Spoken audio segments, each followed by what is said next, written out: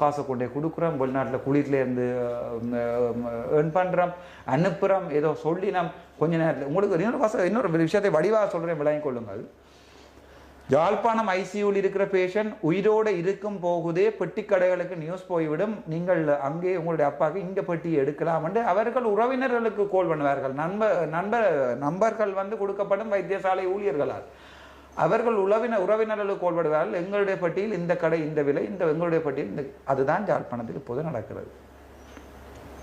விளங்கிதான் உங்களுக்கு. அப்படியான ஒரு மாஃபியா தான் நடக்கிறது அங்கே. அதை கதைக்கும் போது இப்போது என்ன சட்டத்தை நோக்கி எனக்கு என்ன கவலை என்றால், இதெல்லாம் தெரிந்து கொண்டு தானே நீங்கள் வாதாடுகிறீர்கள். ஒரு ஆளுக்கு நான் ஒரு லோயராக படித்து கொண்டுக்கிறேன், இப்போவும் சொல்கிறேன், நான் எப்போ எல்எல்பி முடித்து எப்போ எல்எல்எம் முடிக்கிறேனோ வடிவாக ரெக்கார்ட் பண்ணி வச்சுக்கொள்ளுங்க. 5% காசு வேண்டாமல் தான் முழு சனத்துக்கும் வாதாடுவேன்.